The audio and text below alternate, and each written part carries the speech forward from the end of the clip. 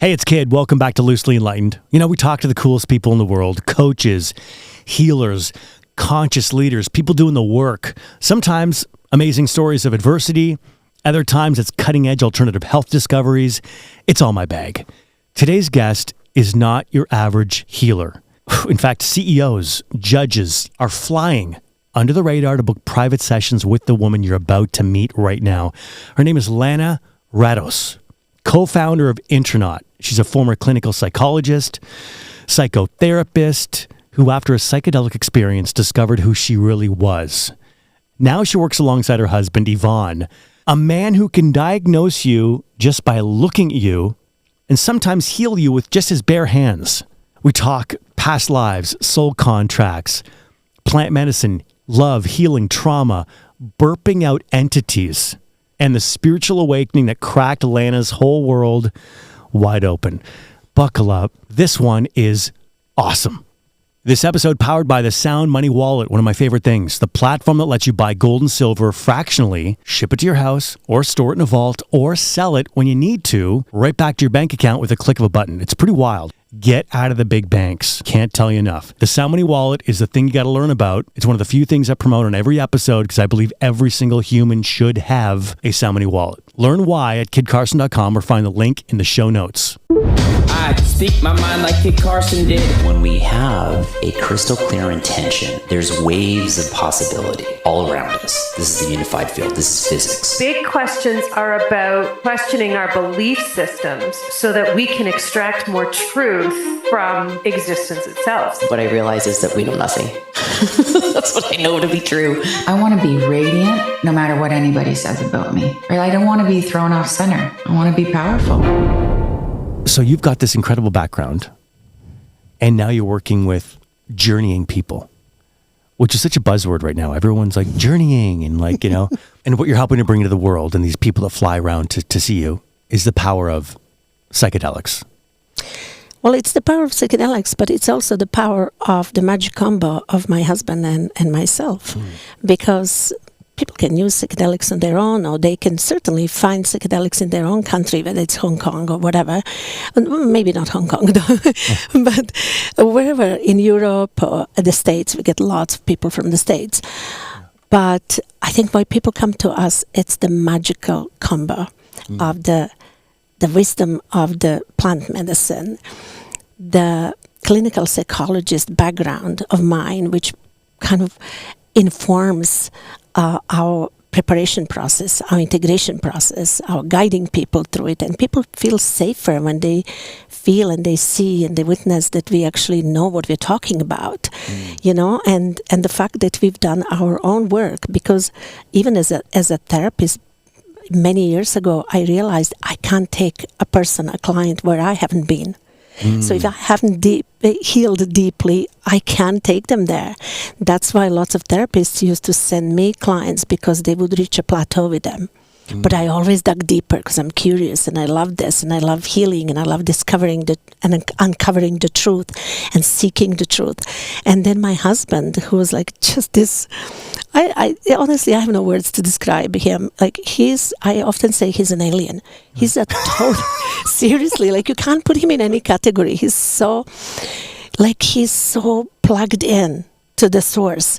He will look at you and say, something is wrong with your left heart chamber or something like that. Wow, and really? Like, yeah, seriously. Wow. I've been chased like by people at the airports, in hair salons. Are you Ivan's wife? He healed my husband. We've been looking for you guys. You showed up at this party. Nobody knew who you were. And like decades ago. And he approached my husband and said, you have something wrong with this vertebra on your neck. Did you have an accident? And my husband was like, well, yeah, how do you know that? He said, do you want to get rid of that pain? And this man is like, who is this charlatan? And this woman said he had been seeking help for years. He'd seen all kinds of therapists. She said, he did something for literally less than a minute, and it's been years, and he's never had a pain since. And those are the kind of things that the magic that my husband brings. And then all the combo is pretty unique and powerful, and that's why people come from everywhere to see us. Well, now I'm getting an idea of what your first date was like. Oh, with Ivan. Yeah, I could. You sit down with a guy like that at a bar, and next thing you know, you're hook, line, and sinker. Oh my goodness. What did he say to you? Oh, he must have said something to you. I'll tell you what he says to this me, is good. and This is that's going to be juicy. shocking. Okay. But I have to tell you first how we met. Okay. So, a couple of my girlfriends and I worked late, and I was driving from work and home, and just stopped to see a girlfriend, and she and two other girlfriends were getting ready to go out for Saturday night out. And I said, I'll give you a ride, guys, so you don't have to worry about that. So we arrived at the restaurant, and they literally pulled me, and they said, come for one drink. And I said, no, I'm tired. I look terrible. My hair was greasy. It was just a mess. And but anyway, they kind of pulled me in. So we're walking into the restaurant, and as we entered, I all of a sudden on my right side, I feel literally as if there was somebody pulled the string, and my head turns suddenly against my wish. And at the same time, this man who's sitting about 3 tables to my right turns, and our eyes locked, and I just literally go somewhere. I don't know what happened, but I'm not in this realm anymore. Wow. It was so weird. I had never experienced anything like that. I used to be, by the way, very left brain, scientific, academic, didn't have any spiritual beliefs until I met my husband. Wow. And even then, I used to kind of argue with him a lot about spirituality until he broke me with literally manifesting some crazy things that I could not deny any longer. But anyway, so we get a table eventually. Before that, we were standing in the bar. He kept glancing. I kept glancing. I knew he was going to approach us. So eventually we get a table. He approaches us. He asks if he can sit down. And the girls look at me because they know that we had been looking at each other. And I nod, yes. And he goes to introduce himself. And because it's kind of loud, there's music in the restaurant, he leans into each one of us at a time to kind of say his name. And as he does that, I'm the last one. I'm watching my girlfriends, and they're all like tearing up. They're literally, one is like having tears running down her face. And I'm thinking, what's going on? And then he comes to me, and I'm just going to give you a quick background. Before that, I had a brief marriage of a year and something that ended about a year before that. And during that marriage, I was struggling with infertility. Well, actually, not infertility. I was struggling with losing pregnancy. I couldn't keep pregnancy. The marriage was about maybe 2 years, and then a year in between. And I continued to search for that because I thought at some point, I'll have a partner. I want a child. And they couldn't find out what was wrong, why I couldn't keep the pregnancy. And this stranger leans to me, and the first thing he said to me is, in your past life, you've all got this fertility. And that's why you're struggling with fertility now. But don't worry, you're going to have a son one day. And then he looks me straight, seriously, he was whispering in my ear. And then he moves back a little bit, looks me in the eye, and he said, maybe with me. Wow. And my girlfriend said, well, any normal woman would run after that. Yeah, it's like a creepy thing to say, right? It didn't feel creepy because it was just so deep. He saw through my soul something that only my friends and my closest family knew that I was struggling with. How did the stranger know this? And why are my girlfriends crying? He did the same thing to each one of them. He told them that some essence of who they are, some truth of what I was struggling with. I thought you were going to say he told all the girls, maybe with me. No, that would be creepy. Would have been creepy. Then it's just a numbers game at that point. That would have been creepy. We have a son. He's 27 years old. Wow. What a story. Yeah, I know. So someone with a scientific background, like that must have just blown your mind. Totally. But the thing is, like, I was just so damn curious. I really wanted to know what the hell is going on. Who is this guy? How does he know all of this? What was that when our eyes locked? So when he asked me out, I said yes, even though honestly I was not interested in dating at all. I was curious. I wanted to get more of this. And while I always denied the existence of anything like spiritually, any higher power. I didn't believe in any of that, but I was curious. So there was part of me that wanted that wanted to be, I suppose, proven wrong. Wow. So we would go on these dates and we would have these discussions. We would almost argue, fight. Like we would get those discussions would get so passionate, and I would say, "That's bullshit. That's just New Age bullshit. I hate that."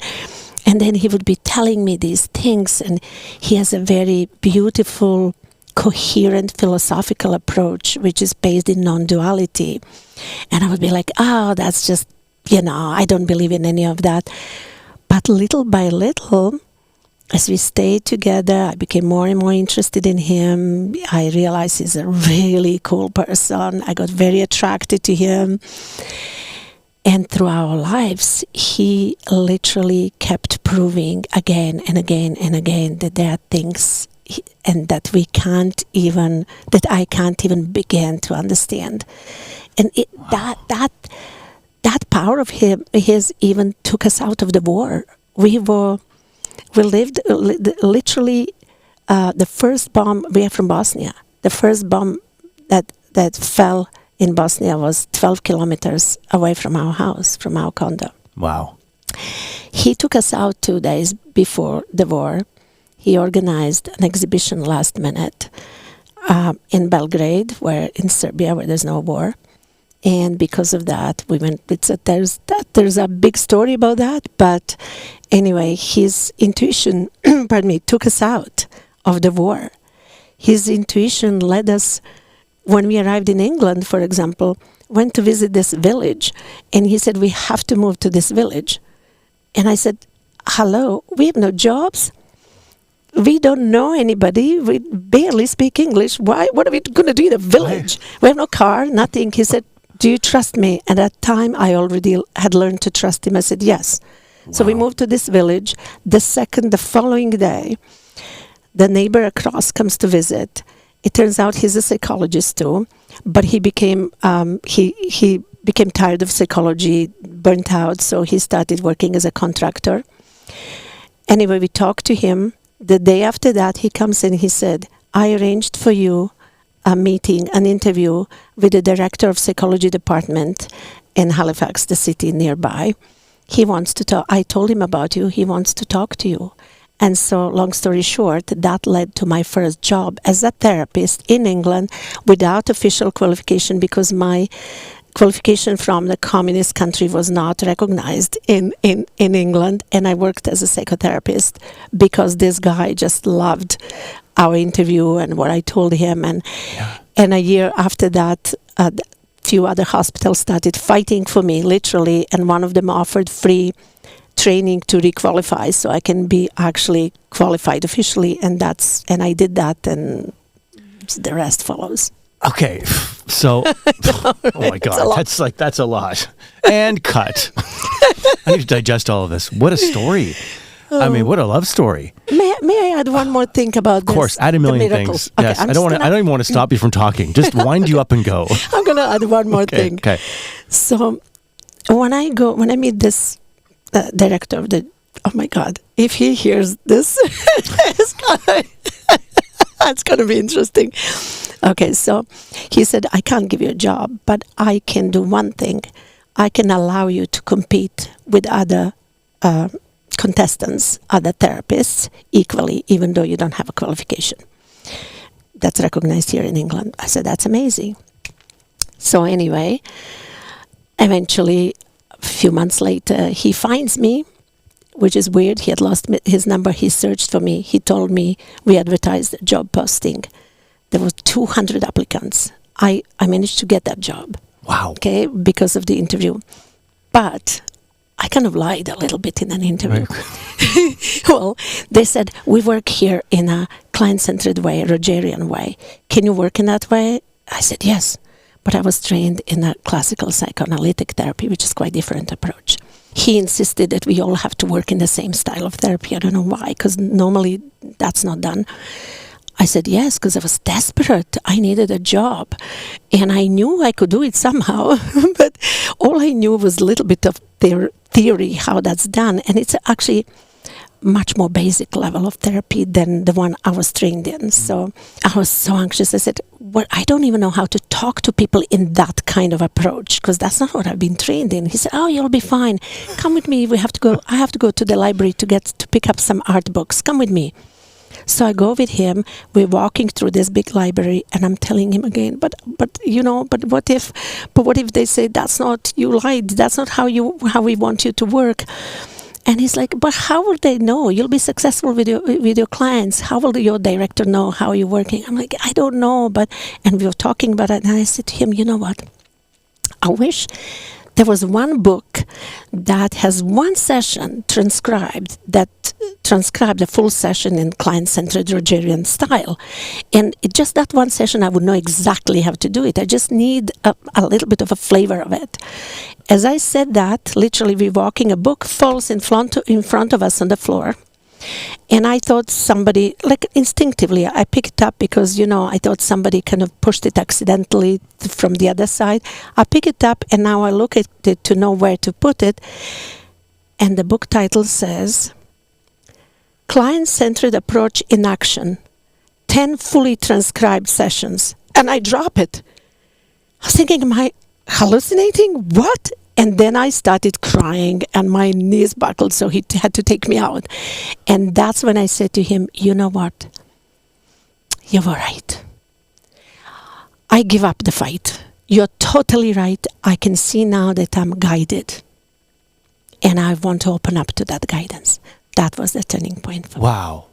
So that cracked open spirituality for you. Finally. Oh my goodness. Took me a while. Is Ivan's real name Harry Potter? I'm like, you're a wizard, Harry. At that point, books flying off the shelf, you think, I know, right? Wow. If somebody told me that back then, prior to meeting Ivan, we call him Ivan, people call him Ivan, I wouldn't believe them. Okay, so, what's Ivan's background? Who is this dude? Who is your husband? I told you he's an alien. He used to be quite a famous artist and actor back home. Whatever he And back home was what, Yugoslavia? Former Yugoslavia in Bosnia. Okay. Whatever he touches, he becomes amazing. He even recorded some music when we lived in England, and that music ended up on a compilation with some famous groups. I mean, he just did that once and gave up. Extremely talented man. But he was always spiritual. He was reading Carlos Castaneda. He was always into psychedelics too, even though back home he was not, that was not even available. He was reading Carlos Castaneda at the age of 12. I was playing outside with dolls still at that age. Wow. And he was in grade 1, I think. He was healing his friends in school. And because he went to Catholic school, he got beat up by that, first by the teacher and then by his mother, because they told him he was doing devil's work. But the kids were getting better instantly by his touch. And in grade 1? He was 6 years old, or 7 years old. He would heal people. He would literally heal people, yeah. And he just knew that he can do that. So if this was a scene in a movie, how would he be doing that? Would he be putting his hands on them? I actually think there should be a movie about our lives, because it's really crazy. Yeah. Yes, he usually would put his hand not on you, but a little bit above you, and you would feel it. You feel like a Reiki sort of thing? Like Reiki, but he had never studied any. Well, he did later, decades later, but he decided that's not his style anyway. So usually the hand would be a little bit above your body. You would feel either heat or sometimes like breeze, like a whoosh. And sometimes, for example, he would put his hand behind me, because I had a huge accident and whiplash. He would put his hand behind my neck, and I would feel like pull, as if though he literally took something and pulling me back. Wow. Yeah. Wow. I know.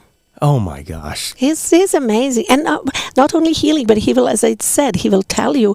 A couple of years ago, we were holding a ceremony for 2 brothers and their wives, and from the States. And he said to one of the guys, he said, "You have to stop drinking. You ruined your liver." The guy said, "I don't drink." And Ivan looks him in the eye, he said, "You're lying." And I'm thinking, oh my God, how are you talking to our clients? Yeah. The guy said, "No, I don't drink." And then Ivan goes, "Oh, Oh, yes, you're right. I apologize. You don't drink at all. You're abusing steroids and they ruined your liver. And the guy starts crying. He said, holy shit, how do you know this? Nobody, his partner didn't know, and his brother, and they were in the room with us. Those two couples came. He said, nobody knew that. My doctor told me that my liver is in a really bad shape because of the steroids. Wow. How does he know that? Okay, so he's dialed right in. Very. Okay, so, jeez. Well, I was not expecting that. I know. I mean, so your world was pretty rocked. You get together with this guy. You go from so scientifically minded to now Ivan. We call him Ivan? Is that right? Okay. Yeah. Ivan, Ivan. I'll probably switch back and forth because I'll forget. Yeah, that's okay. Breaks your mind wide open to this world of spirituality. I'm from like driving my little mini Fiat Nam in a rocket ship, right? Yeah. Yeah. And So at one point, now you've witnessed all these things happen, the manifestation, the all this stuff happening. Him able to look at someone and just almost like diagnose them on the spot. Not almost, but diagnose them actually, and heal them. And then what happens next? Like, how do you guys, because what you do now, you guys travel as a team, right? Yeah. And what you're doing now is, like I said, when we kick this interview off, people are coming all around the world. Now I'm starting to piece together why people are flying around the world to see you guys. Maybe in a nutshell, what is it you're doing? So we hold ceremonies, as you said, journeys with psychedelics. And we utilize other things like breath work, yoga, meditation, all kinds of psychotherapy, family constellations, all kinds of different things we blend together in a kind of integrated, not eclectic, but coherent, integrated, encapsulated model that's proven to work. Okay. And so we do that on a one-to-one basis, in small groups, big groups, one-day ceremonies with breath work and all of the rest that I mentioned, or multi-days. Some people book private retreats that are 3 or 5 day long. Sometimes also we run group retreats that are also 3, 4, 5 day long. Actually, there's one coming up now. I just finished a women's retreat in June, and he finished men's retreat in May. And now in July, we are holding wilderness retreat that's co-ed, and that's in wilderness, and it's 4 or 5 days. I can't remember exactly. So you're like hanging out in the woods.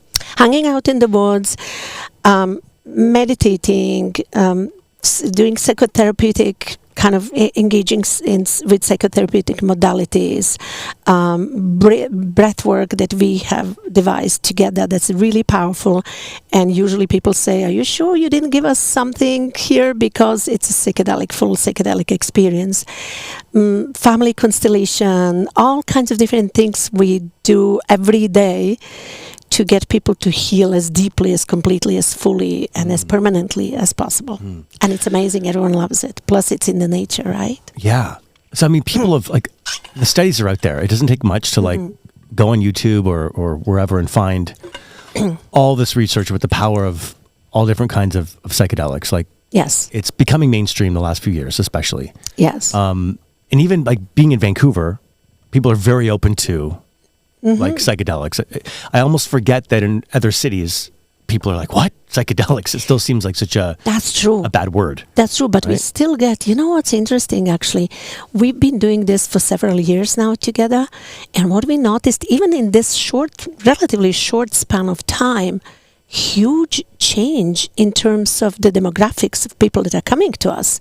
We are now literally working with high-profile politicians, high-profile CEOs of major worldwide corporations, not to mention doctors, lawyers, judges, like people who wouldn't... Judges?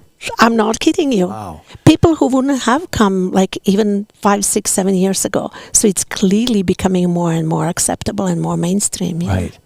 And with that comes... sort of a lot of people jumping on the bandwagon. Like, I feel like it's like everyone's a coach now. If you go on LinkedIn, everyone's a CEO and everyone's a coach. And everyone's an expert, and like I actually hate LinkedIn for that. I know. 'cause I don't go there. Everyone inflates their title, and everyone's got, and so there's a lot of people doing ceremonies and stuff. Yeah. And I've heard some, stories that I wish I hadn't heard about. Me too. Yeah. So like, it's really, and you kind of hinted at this at the start of our conversation. There's a lot of power in these psychedelics, but it really comes down to the practitioner and their knowledge and the integration, which is finally becoming like a conversation now. Yes. You can't just go and get like all crazy and woo-woo and step back in your regular life, because the regular matrix will just instantly pull you back in. Absolutely. Without the healing. Absolutely. Right? It can be very disorienting. It can, lots of things. It can be lots of things. People can literally fragment, and we've seen that. People come to us for healing after they attempt to be healed. And ceremonies run by people. Sometimes people just think, "Oh, that's easy. People drink some medicine, and I sit there, and that's fly great. home, and I'm all good." Fun. Yeah, it's fun. It's fun. Well, we take it very seriously from the beginning. First of all, when people approach us, we send them a very comprehensive intake sheet that takes about an hour to fill, with medical history, mental health history, social history, family history, everything, their coping styles. We measure their ego strengths, their addiction, how they perceive themselves. It's very, very carefully curated and designed to make sure that it's safe, first of all, for people, and also to make sure that that's the best approach for them, and also to decide which medicine or medicines are best for them, because we work with many different medicines. So after that intake, we review it, and then we have a medical team that reviews it as well, because we are not trained medically. I don't know, it's some heart medication or kidney medication, how that might interact. So we have medical team as well with us. And then after that, they have a talk. We have an interview with them, which is usually about an hour long. And if they pass all of those stages, then they can come and see us. And then we still provide them first with preparation. Not only do we send them an email with all the guidelines, but we talk to them, we prepare them. Psychologically, spiritually, emotionally, physically as well. We tell them what to eat, what not to eat, how to look after their bodies, and especially because what we learned through practice, something very interesting and curious. Most people start experiencing heightened emotional vulnerability about a couple of weeks before the ceremony. I have never found any research on that, but I guarantee you that's what we see all the time. Is it the mind like preparing? I think it's the soul preparing. The soul knows what's happening, and it's starting to bring stuff on surface that's been sitting in the mud of deep subconscious or unconscious space, right? I experienced that too years and years ago, but I didn't know then. I didn't have context for it. Like decades ago when I first journeyed with psychedelics, I didn't know what that was about. I literally started crying in a market, farmer's market, when I was buying vegetables. Yeah. But that's so we prepare people for all of that, give them context for that too. That's important. And then there's, as I said, there's breath work. There's sometimes, depending whether it's one day or multi-day retreats, we do all that work, and then we have integration. And as you said, the word integration is a buzzword now. But what we noticed also is that everyone is doing integration now. Everyone used to be a coach, they're still, and now everyone's doing integration without any qualifications. But so that's what would make your position kind of special. Totally special. What I utilize most often is my extensive knowledge in developmental psychology, because the most of the original emotional trauma and wound that we carry, all of us, is from early childhood. And unless we understand that and the context of, in which that happened and how that manifests later in life and keeps manifesting later in life, we can't provide proper integration. Yeah. I always get a little bit stressed out because I've heard that so many times. And I have young kids. I have like a 7-year-old son and an 11-year-old son. Yeah. And I just think of all the ways that I'm messing them up. Yeah, you are. That I don't know. I know. I'm sorry to tell you, you are. Why you got to say it so? I'll tell you why. Because you're supposed to say, no, you're doing a great job. Well, I'm not going to lie. I can't lie. I'm messing them up and without knowing it, right? You have to. Sometimes I know I'm messing them up, actually, but I try to be really self-aware. But when you know, you go and fix that, but you will still mess them up. You know, we jokingly, when I was pregnant, we said we started a little piggy bank for his therapy later, Right. for all the ways we're going to mess him up. With your background and Yvonne's background, you still thought that? 100%. Do you know why? Because first of all, there is no perfectly healed human. Am I perfectly healed? Hell no. Am I highly evolved comparing with most other humans that I know? I'd say without false modesty, yes.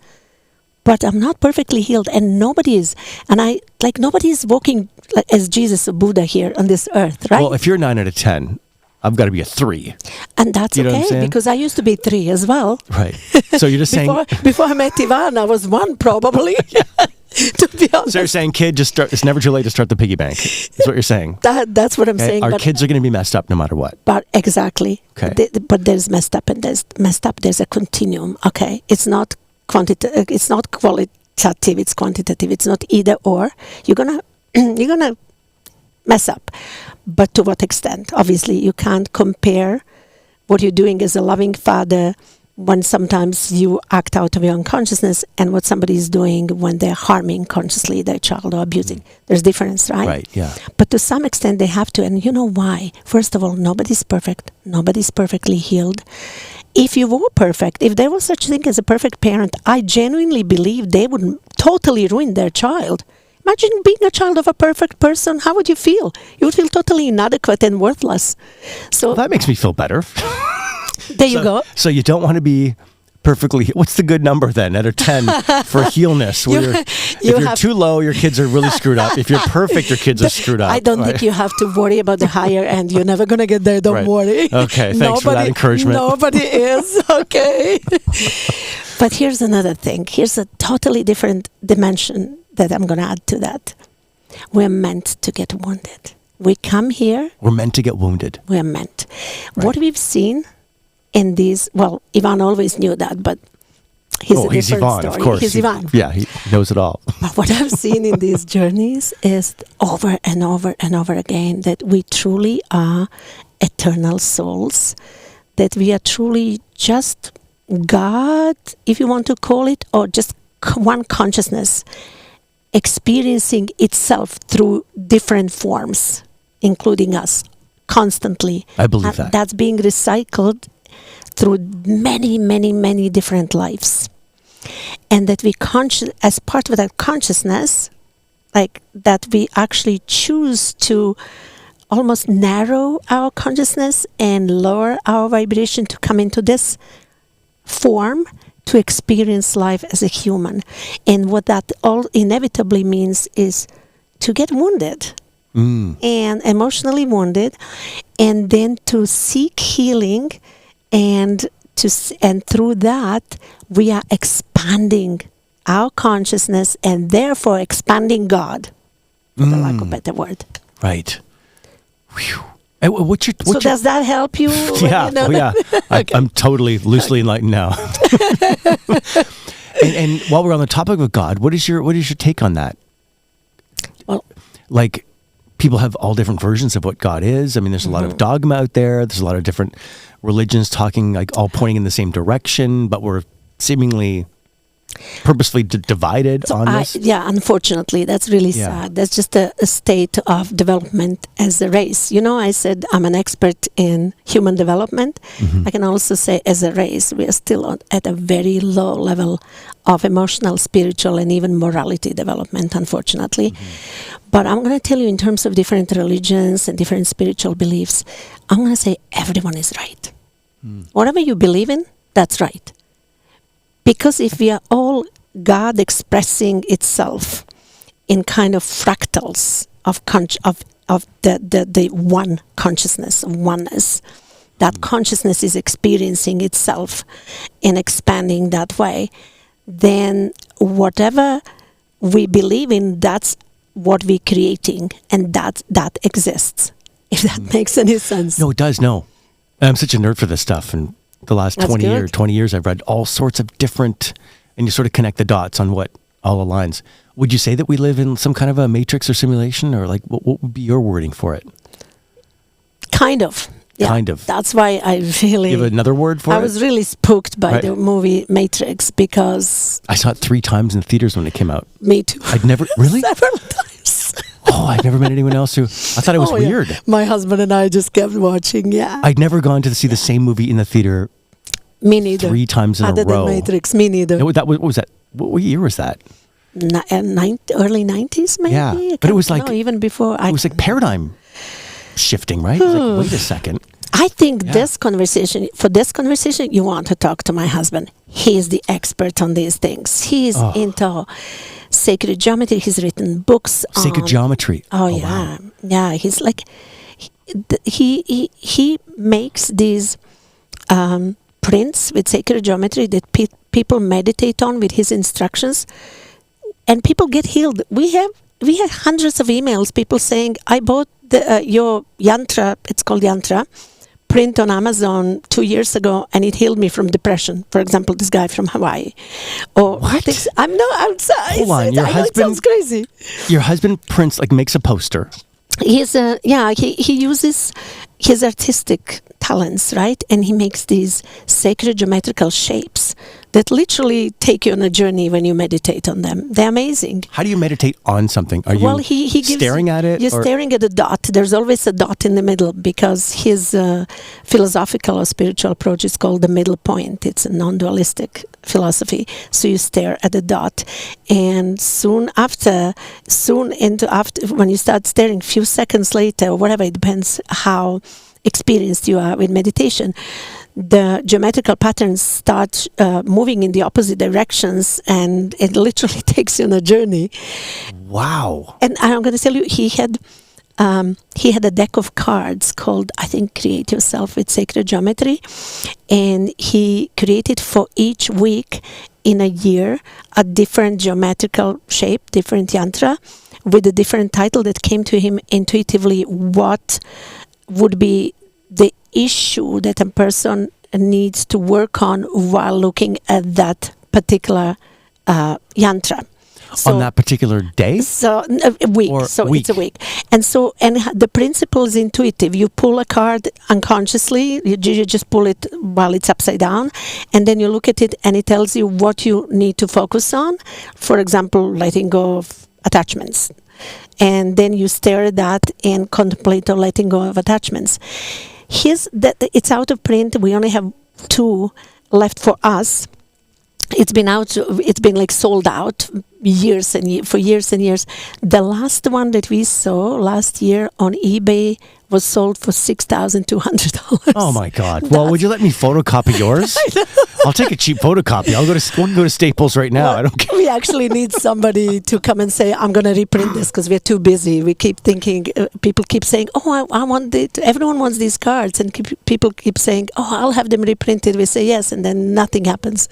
But eventually they'll be reprinted. Wow. There's magic. There's magic in the world.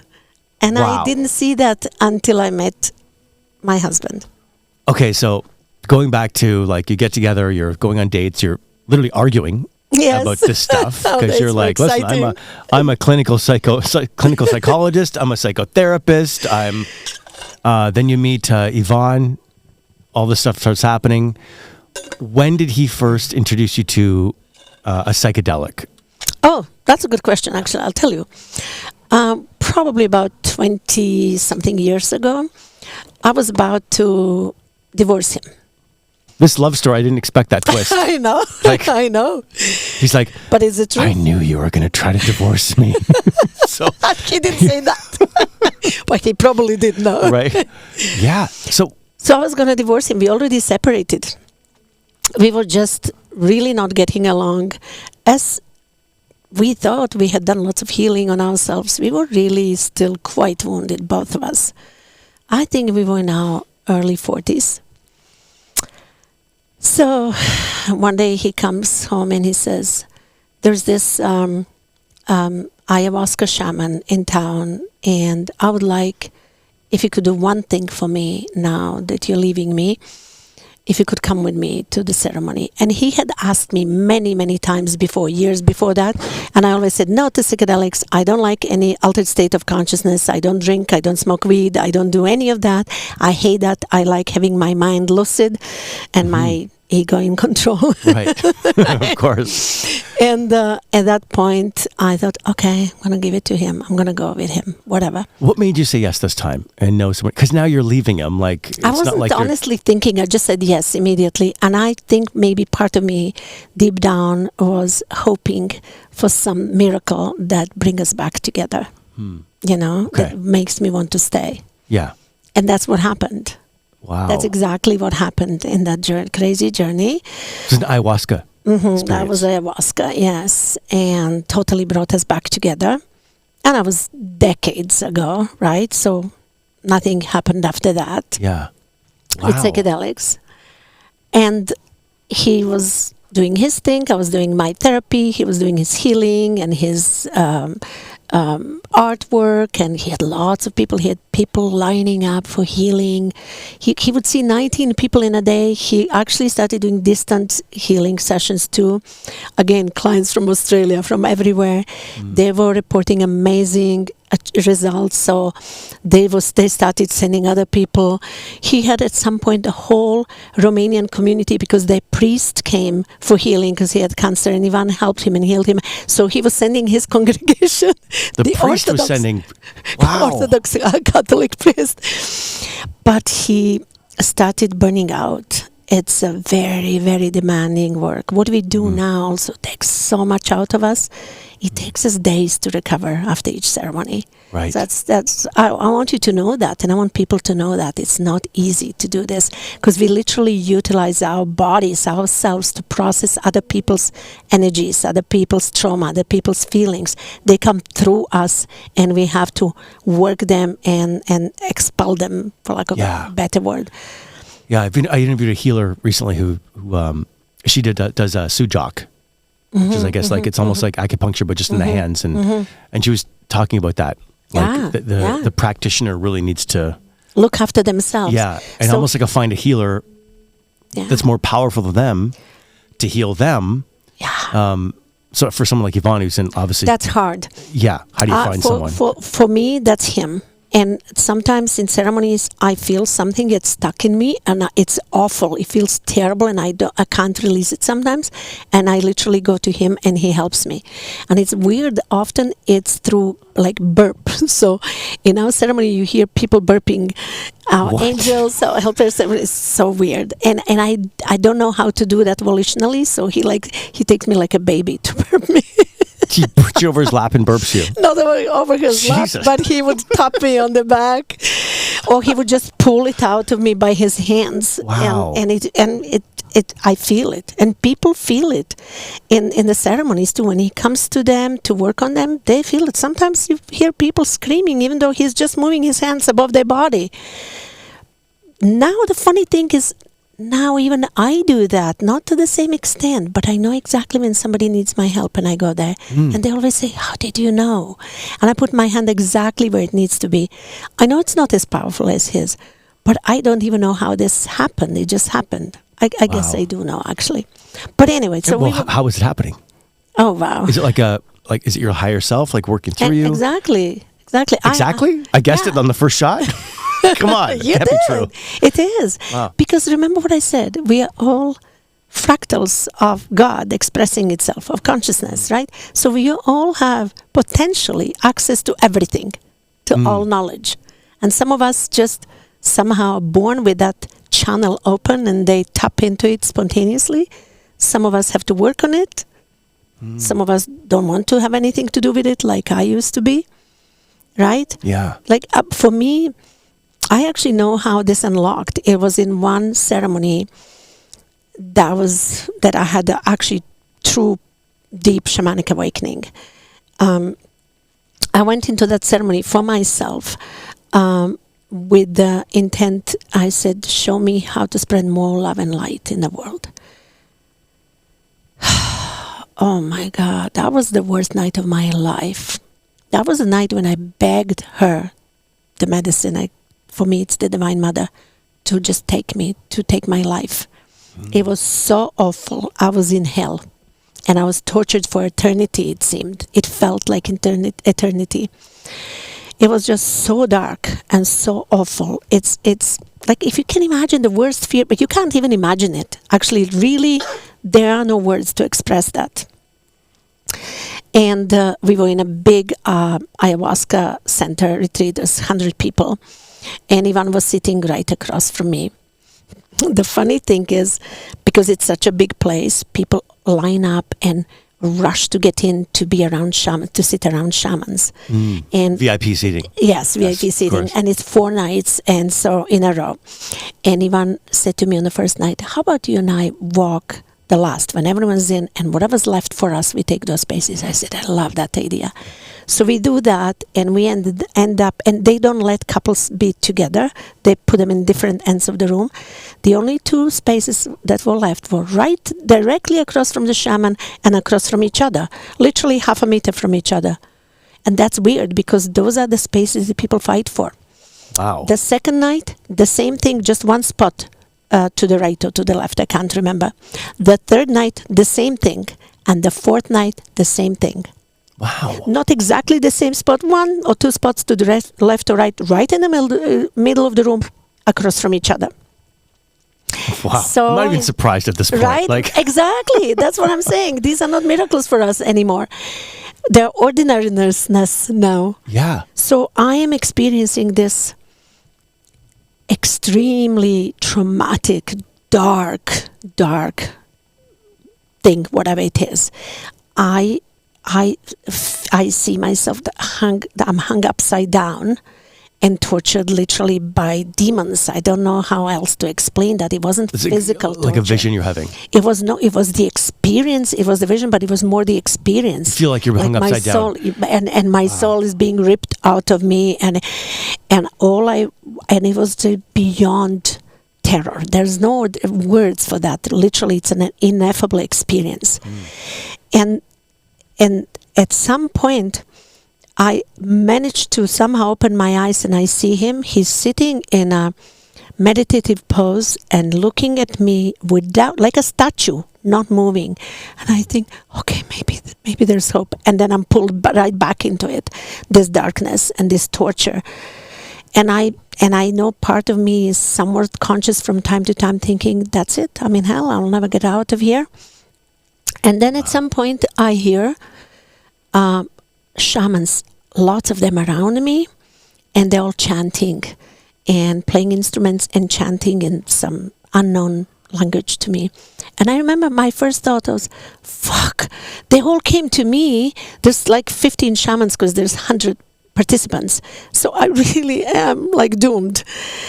Because they all notice why it. do they? If they all came to me out of everyone, that's really bad then. And so I'm even more scared now.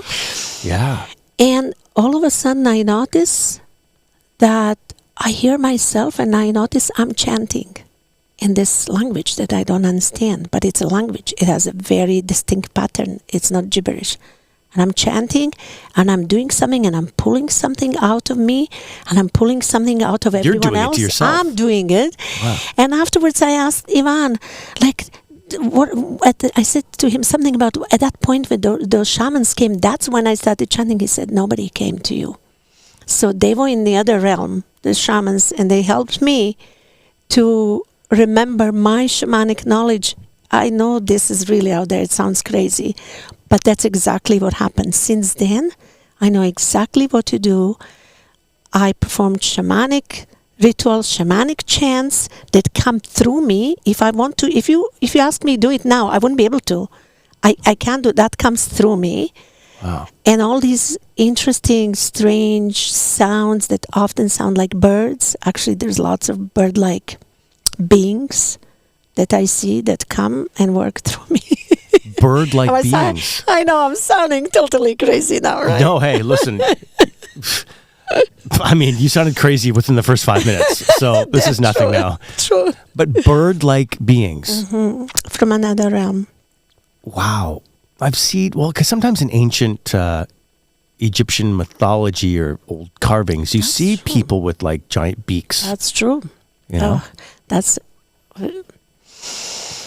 Egypt is a powerful place. About 30 years ago, Ivan took a group on a spiritual journey there, and I had a very profound experience there without medicine too, because we had lived there. But I'm not going to go there now. There's too much. I'm writing a book about our lives, actually, because there's so much to tell. Okay, send me, please. Let me know when it's out. I feel very drawn to ancient Egypt. And just, did you, on that topic real quick for 30 seconds, did you see that latest study where they showed that under the Great Pyramid of Giza, there were like those deep... Yes, I did. Ivan showed it to me. Yeah, like I know. Crazy. Look it up. I mean, how would you describe that? There's almost like these tunnels or structures or pillars, deep pillars that go down like the length of a football field underneath. And they found it through like some one of those fancy scans. And what does that say? The pyramids are like not even what we think. Exactly. Even no matter how far of a conspiracy theorist you thought you were, it's now gone way past that. It's like the conspiracies are almost like now mainstream. Yeah. And now they're showing that the pyramids are like standing on these crazy long pillars deep in the ground. I mean, it's wild, right? It is. And who knows what else will be discovered, honestly. What has been the craziest thing you have discovered through all of this? And I want to get back to what you're doing and people flying around the world and seeing you. But like on this journey so far, what has been the most mind-blowing thing? First of all, I mean, obviously going from like scientifically minded with your like degrees and like being a doctor and stuff to being now spiritual. Once you got in the spiritual playground, was there a thing that was just like, you've got to be flipping kidding me? Well, for me, I think it really the discovery that I'm a shaman, and it showed me all of my previous lives where I was a shaman with Ivan. We had been together for many lives, not all, but many. And that I was a healer already, that I was actually shaman, and I was refusing in this life to get there. To me, that's crazy enough. But the fact that this is not my first life, that shocked me. Did you ever believe in past lives before? No. I believed in nothing. I told you, absolutely nothing. And that I actually had access to lots of my previous lives. And I was even just recently showed my last life with Ivan passed before this. And that was a spontaneous journey. The third one that happened in the last couple of years with no medicine at all when I woke up. And it lasted hours. Full psychedelic journey. You just wake up in the morning? Yep. And you're on a psychedelic journey? Yep. And it's not like residue like in your body? Nothing. I didn't have any medicine in me for a long time, months. And the first time when it happened, the second time when it happened, I was struggling. There was lots of pain I was processing from the world, and it was hard, and I was sobbing, and it was painful in my body. And I was thinking, I was late already. I had been doing it for 2-3 hours already, and I couldn't stop. And I was thinking, I wish Ivan would come here, but I couldn't even gather my everyday faculties to take the phone. I was like gone somewhere. Wow. Yeah. And then all of a sudden I hear him smudging me with Palo Santo with feathers in the bedroom. I'm still in my bed. He had been in his garage painting, doing the artwork. And I look at him, I said, how? He said, I heard you calling me and telling me, come and help me. Through the spiritual realm. Just spiritual realm. And the garage is in another building across our yard. He heard that, he came, and he helped. Well, if that's not, like, wow. I don't know what to call all of that. There's so much we don't know. Yeah, so much we don't know. Wow. My little quick story, and I'll try to condense it. I'll try to condense it as much as possible, because I've told the story a couple of times. Okay. But I had worked with this life coach kind of guy. He's like, hey, I see you're into like the woo-woo type cool stuff. And I normally don't teach this, but as a side mission, you should start like, before you go to bed, ask your higher self to give you messages and dreams. And then have a little notebook next to your bed. And there was a strategy like write every third line so you can go back and like fill in the blanks. But when you wake up from a dream, right away write down what you can remember. And it's like if you write it down, whether it's 2 a.m., 3 a.m., whatever time, write it down, you're showing like respect to your higher self, and then more dreams will come. If you just wake up and you don't write it down, you'll forget it anyway. You'll forget it, Yeah. And he's like, then you're kind of disrespecting like the top G up there, and you're like you're not gonna keep getting the messages. Like, okay, so I did this, for like months of just like a lot of crazy random dreams that I wrote down, didn't know what they meant. So long story short, he's living either in Panama or Dubai right now, but other side of the world. And we're doing like a FaceTime call, and he's telling me this thing that happened to him. Like, he's really excited. He's like, I bought my dream car, and it was like a Porsche, some kind of fancy Porsche. And I was so excited for him. Like, right on, dude. Like, this is amazing. And we got off the FaceTime call, and I'm like, whatever happened to that diary that he used to get me to fill out, this dream diary? So I went to my storage unit. I found it, brought it upstairs. I flipped it open, and the page that it opened to, most people would think this is crazy. You're not going to think this is crazy at all, clearly. I already know what you're going to say, Right. and it's not crazy. Right. The first word that popped up on the page was Porsche. Yeah. I was like, what? So I call him back on FaceTime, and I'm like, dude, you're not going to believe this. I'm like, my hairs are standing up on my arm. If I was hairier, I'd look like a porcupine. Like, I was just like, so I'm like, dude, this happened. And he kind of like, whoa, he's like, well, read the rest of the dream. I'm like, oh, I didn't even bother to read the rest of the entry. Yeah. So I read it to him, and it was describing verbatim the situation he was in when he got the call saying that he was like, the Porsche had approved like for the sale to him. Right. Like, it was like my dream book said, I'm in a dentist office. There's a guy, he seems to recognize me. He acknowledges me. He's standing in front of a big sink. And so he tells me, he's like, dude, I was standing in the dentist office at a big sink when I got the call. And while we're on FaceTime, you can share screen. He showed me in his calendar. He's like, look at this. Like, and he sent me his calendar, and it said like dentist office at that time, overlaid with the call from the Porsche. And it was 5 years previous. You can't deny it. I wrote in my diary something that wasn't going to happen until 5 years later. And that to me was, okay, so life is not what we think it is. Absolutely. Time is an illusion. Yeah. Yeah. You're on that wavelength 100%, too, right? 100%. Yeah. You're totally not looking it's at it. It's only happening here in this dimension. Yeah. Right.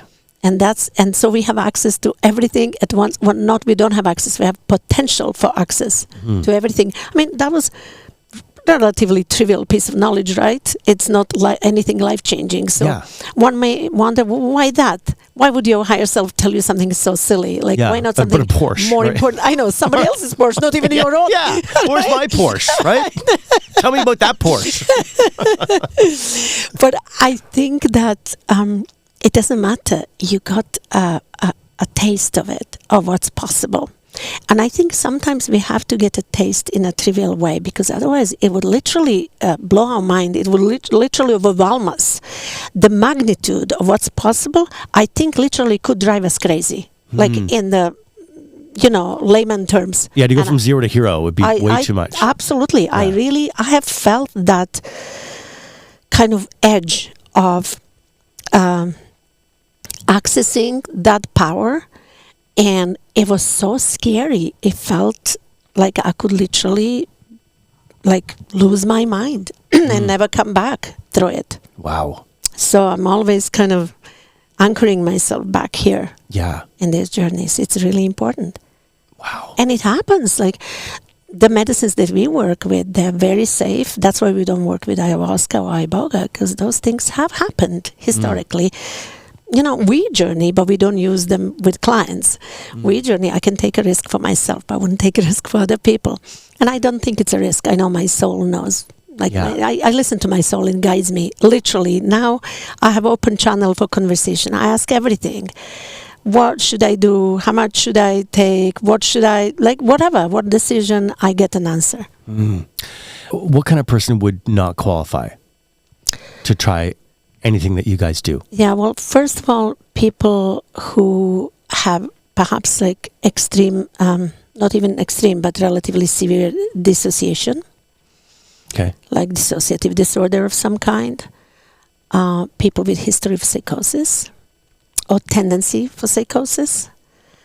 I mean, some of these medicines, like forest medicine that we have here, the mushroom medicine, is very safe. There's never been a recorded incident of anything like that serious happen, but we still wouldn't want to, even the potential of people having traumatic experience, even if it's not, even if it doesn't have lasting consequence. We wouldn't want that. We don't want that for anyone.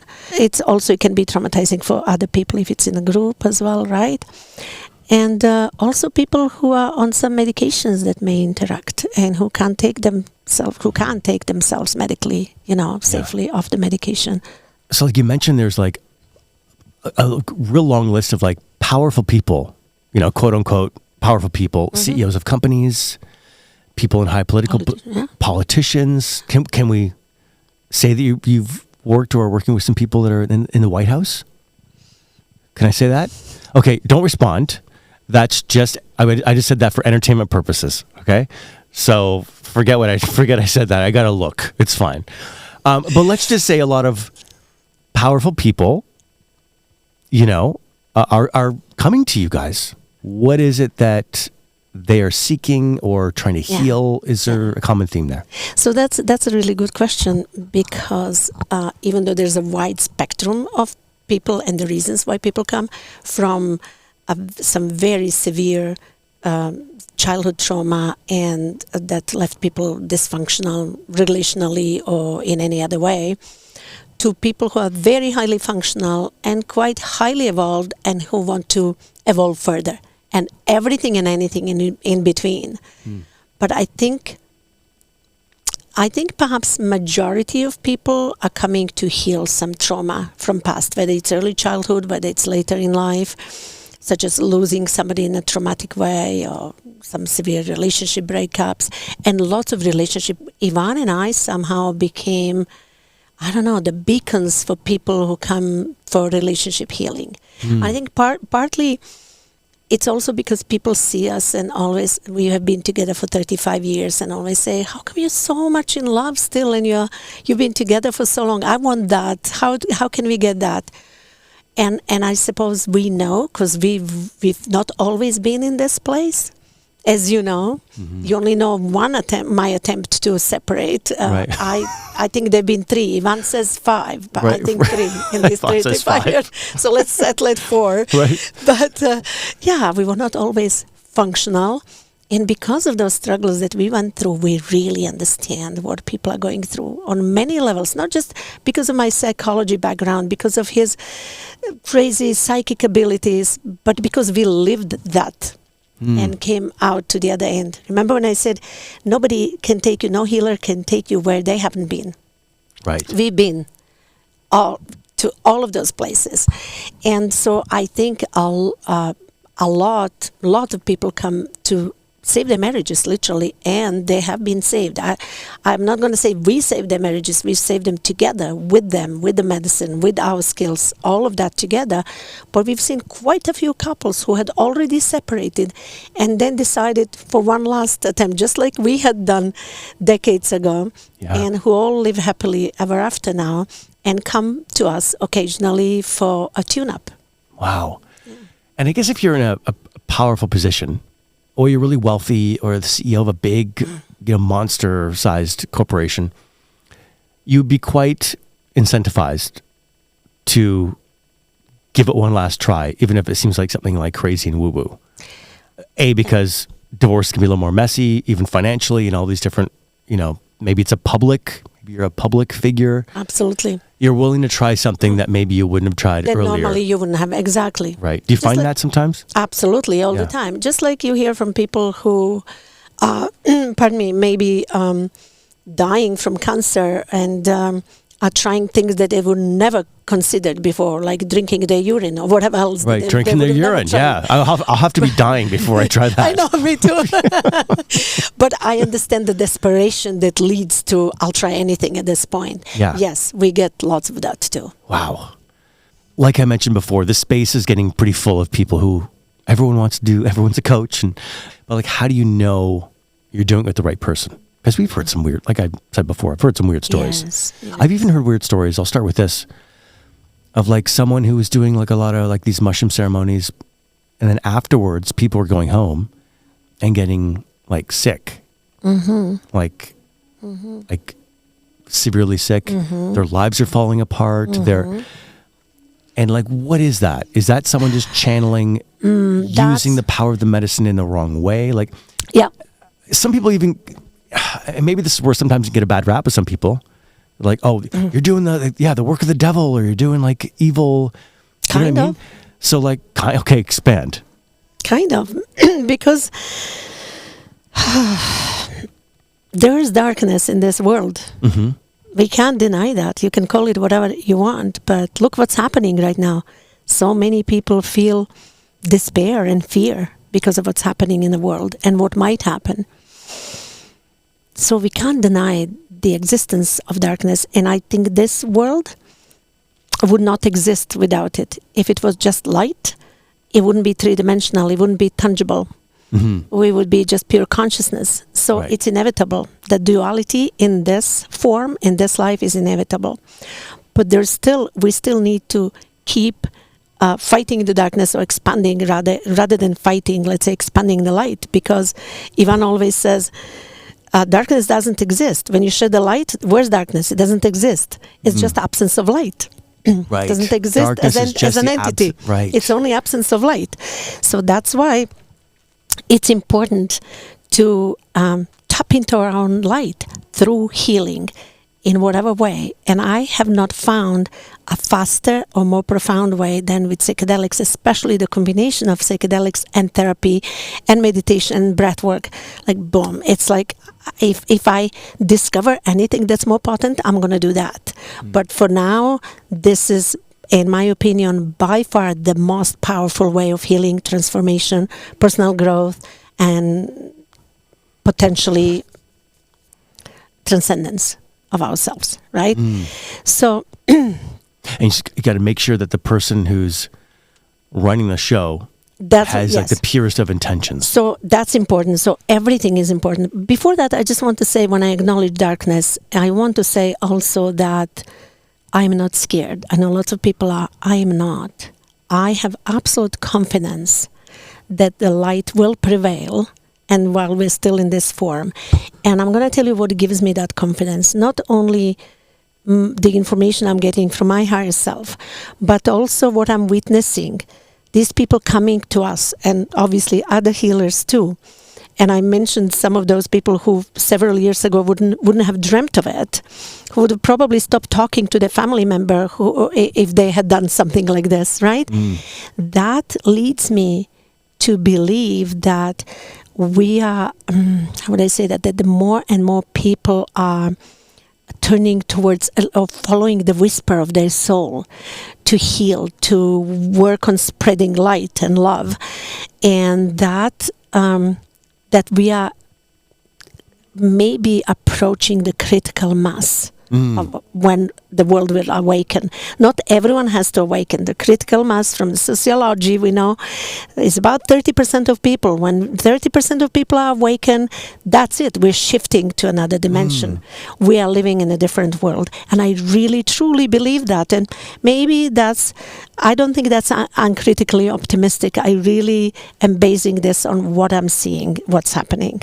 Yes. And so I think that's a natural pull from our soul, so more and more people are seeking this. So when, unfortunately, some people take this work too lightly because they have no idea what it is, and because they are not highly evolved, they have not healed. It's the same with therapy. I've seen so many people that had been in therapy with other therapists and who just got worse. Because the therapist might have maybe has even a qualification, most of them do, but it doesn't matter. They have degrees, but they haven't done the personal work. They have no idea. They're blind taking somebody somewhere on a journey. Yes. You can't do that. And so that's what happens. They're unhealed. They have so much darkness, and that's an open portal for other dark energies and entities that comes to this ceremony. And these poor people who are trusting this have no idea what's coming to them, and they go home with that. They open themselves up to... Absolutely. Right. Because the medicine cracks you open to another portal, to your soul, but also your field, your shield is also open. Right. So you've got to make sure you have a practitioner who has done the healing work on themselves first. First of all, tons of healing, who's really highly evolved, who's really been through it all, who is, I would say... authenticity is important. Who's authentic, who's humble, who's real. who's not pretending. I really have low tolerance for this whole new age, I'm all love and light. Come on. Right. That's bullshit. I know. I'm also fucked up because I'm a human. And let's admit that first, you know? Just pure love and light. I'm totally healed. I don't get angry. I don't get jealous. I don't get any of these things that normal humans do.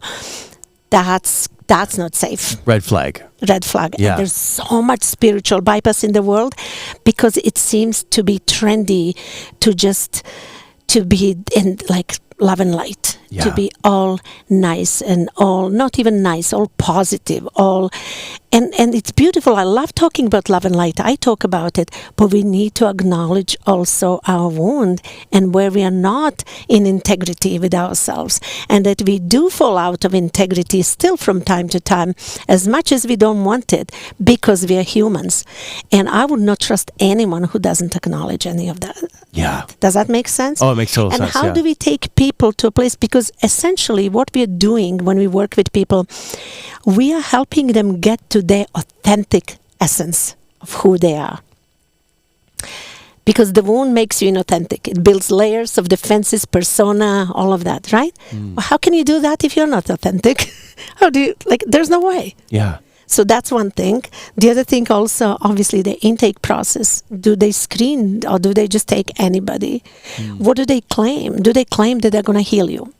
Because we don't. We don't heal people. We help them open that portal to the inner healer. And the inner healer, together with us and the power of the medicine, all of that is what heals people. Right. Does that make sense? That makes sense. And also, obviously, look at their background. What do they know about human nature, about human development? What do they know about how the early childhood trauma or even later trauma in life affects somebody at different levels? Not just emotional level, spiritual level, physiological level, cognitive level, all of that. What do you do with that? We, in our integrations, our integration, for example, that's another thing. I see lots of integration. We've been to several just to see what people do. They just sit and share their stories, and they fall into this abyss in the middle somewhere. And to me, that's a waste of time. Okay, you want to be witnessed with your story, fine. Okay, go to that circle. But we been holding monthly Zoom integration sessions since we started doing this. And they're free and they are available to anyone who's ever journeyed with anyone, not just with us, anyone who wants some help with integration. We do that. And what we do, we combine psychoeducation, spiritual education, listening skills, our knowledge, and we help them reframe their experiences to help to navigate them through some difficulties that they're having, or to navigate them through how to utilize that experience further and integrate it further into their lives. So it's very interactive, and it's interwoven, the knowledge that we have, the education, their own story and reframing and all of that. That's true integration. And plus we teach them skills and techniques that are evidence-based, like breath work that we teach them, like movement, like journaling, like all the other things that they can do for themselves, various therapeutic techniques that they can do at home to keep anchoring that experience and keep it alive in them. And that's where your background makes you especially powerful in this space. Absolutely. Integration, understanding how the human mind works. And yes, absolutely. Wow. Wild. Yeah. So I want to ask you how people get to work with you, but first, how did this actually become a thing with you and Ivan? Oh my goodness.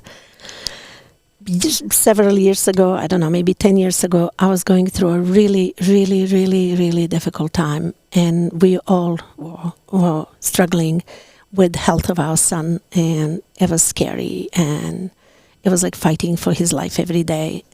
It was the hardest thing that I've ever done or went through.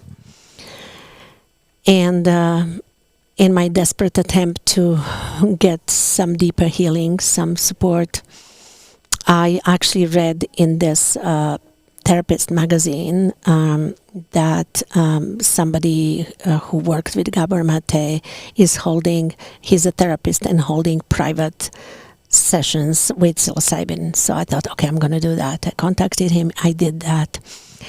And in that ceremony, the mother took me and showed me my past lives, showed me who I actually am. It was unbelievable. And she took me back, and then again back to this life through even, I was in my mother's womb for like a long time, and it was amazing. The mother. When you say she, you're talking about the mushroom. Divine Mother. The Divine Mother, okay. That's how Just want to clarify it. The she wasn't the therapist. She is the Divine Mother. It always presents to me as a Divine Mother. She doesn't even have a shape, but I see, it's a felt sense of the Divine Mother. Okay. And she was holding me, and it was pure bliss from this pain, excruciating pain, heart-wrenching pain, to pure bliss after she took me through all these lives, where she showed me that I was a shaman in many lives. Wow. And then at the end, I was about to be born because I was in the womb, in my actual mother, Earth Mother's womb. And when I realized, I started coming out, I started screaming and said, no, I don't want to. No, don't send me. I want to stay with you. And she smiled knowingly and lovingly, and it's the beautiful mother that she is. And she said, you signed up for this. There's so much work to do. Wow. You need to bring this experience into your own work now. And I emerged out of it and thinking, what did she mean by that? That I need to work with mushrooms? Hell no. No way. I'm not doing that. I'm not a shaman. I wouldn't know what to do with that. So the following day I go to work and the first client, who was sent to me previously by another therapist who actually had worked even then with psychedelics, and she found I didn't know her. She called me and she said who she was, and she said, would you see my client? I've worked with her for a few years. We plateaued. She's not moving. I heard about you. Maybe you can help her. I said, sure, send her. So that Kudos to her. Kudos to her, absolutely. Right? She's a lovely person, actually. So the next day, the first client is that woman that was sent by that therapist. And in the session, she said to me, I have an unusual request. Would you be open, like towards the end of the session, she really liked the session. She said, I feel like you can really help me, but I have an unusual request. Would you be open to holding a longer session with me after I eat some mushrooms? Some psilocybin mushrooms. The next day this happens. The next day, the first client. And I was thinking, are you kidding me? I said no. So then I said yes. And it was an amazing session. Wow. And so that happened.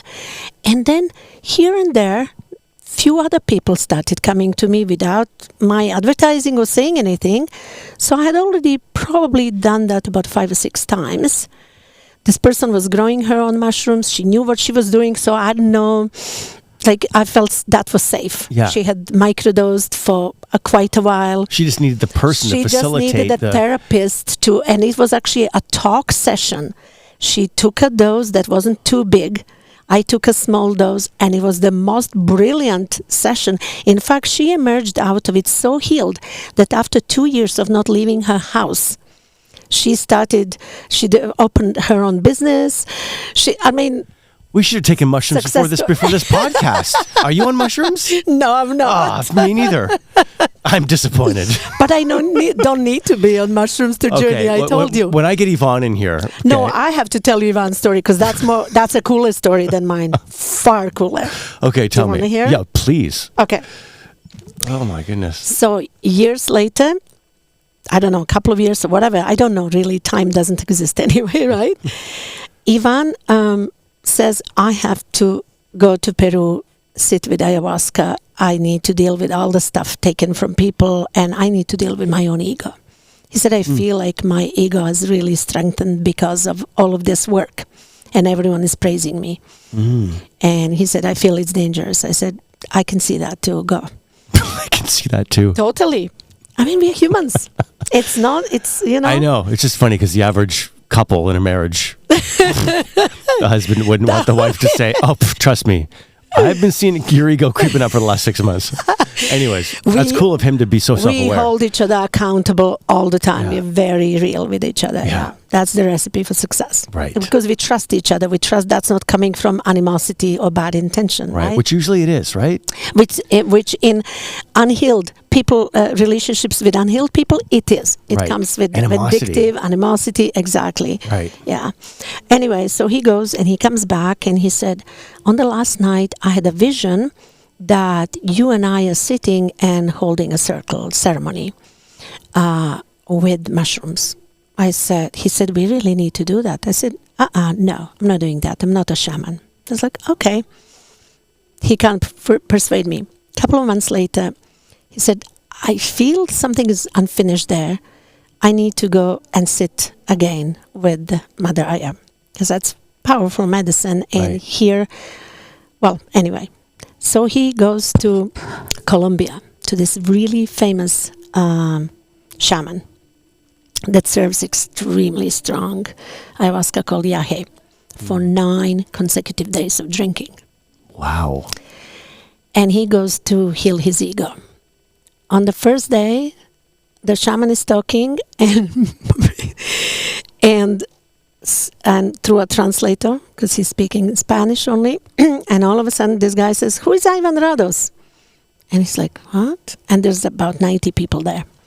He's like, I am. He said, oh, Teta Juanito wants to give you a special blessing. He's like, you're kidding me. I came here to heal my ego. I don't want a special blessing. Right. It's the opposite. Like, you gonna praise me? Like. So he gives him, and he says, why? It turns out that the Teta, the healer, shaman, that's the word Teta, has a friend who told him that Ivan had told his current partner, that she was gonna be with him months later when he didn't even know that guy. But anyway, one of Ivan's predictions that came true, and this guy was mind blown.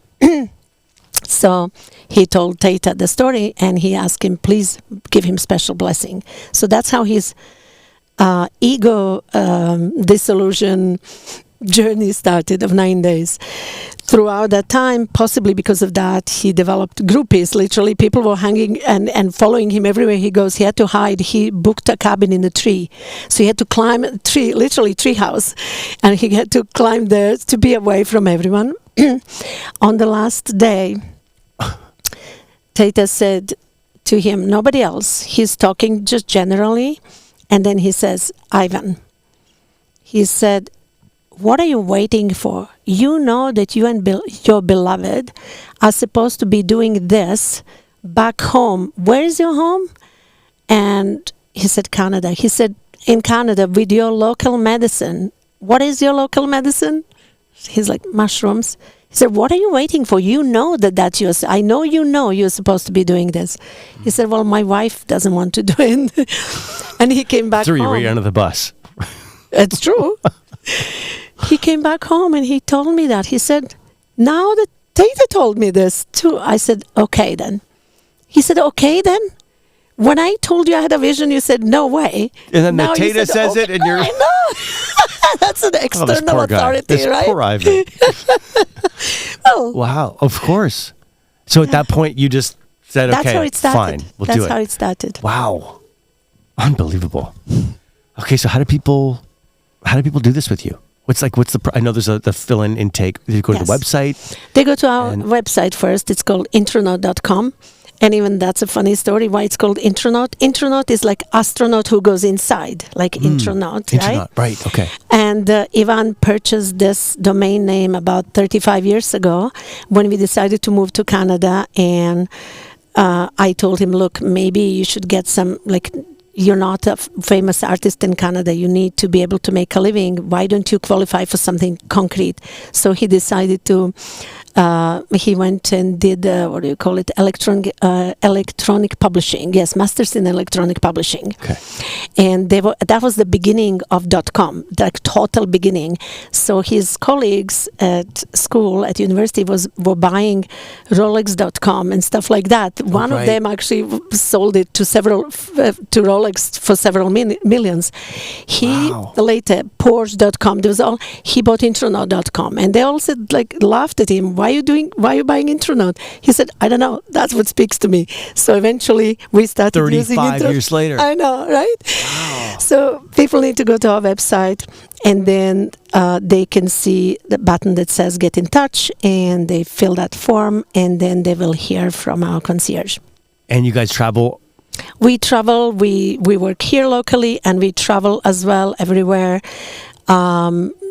Sometimes people organize small groups or bigger groups. Sometimes people are they have unlimited resources, and they're happy for us to pay for us traveling and great accommodation expense, and they want us to come to them, so we do that. What a life. It's cool. Interdimensional, just tap dancing and through the curtain back, and I mean, wow. Yeah.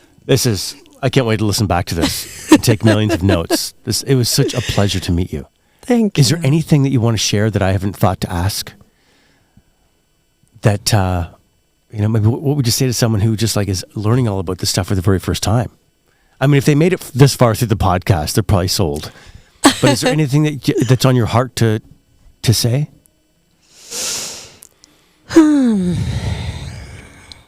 For some reason, I'm thinking about this. For some reason, as you asked me that, what came to me is the image of this young woman who came to us a few years ago, and she was literally dying from anorexia.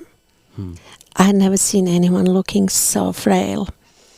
And she said, "You're my last resort. If this doesn't work, I will kill myself, because every second of every day is torture." Wow. And that was really, really hard to hear, and it felt like a huge pressure, but at the same time, if we didn't do it, she had already decided. Wow. She had tried everything, and she's actually in a quite high function in the medical field, so she had tried everything. So I said, okay, we've never dealt with this severe eating disorder, this severe case. Medically, we don't know what to expect, what you can handle even. Mm-hmm. Yeah. She said, please try. So she was referred by somebody who's famous in the community, who came to our ceremony years ago, and he sends us people often for healing. So we do this with her. She has a private ceremony with us, and she said, for the first time in my life, in my several decades of life, I felt self-love. And years later, that remained. Several months later, maybe a year later, she came to my women's retreat. I couldn't recognize her. She looked amazing, so healthy, so beautiful, so strong. And I don't know why she came to me when you ask me if there's something, but I think the message here is that there is, for me, this kind of work brings hope that some things that have been considered unhealable, uncurable, I can't say everything, but most of them can be healed, actually. And this story, to me, illustrates that. Yeah. And that's what keeps us in this field. Wow. Thank you so much. You're so most welcome. I just thoroughly relished in this conversation. Thank you. It's awesome. It's been a pleasure. Lana, the greatest. Thank you. Hey, it's Kid. Thanks for checking out the entire episode of Loosely Enlightened. You can check out the show description for different links. And of course, learn more about me or the show over at kidcarson.com.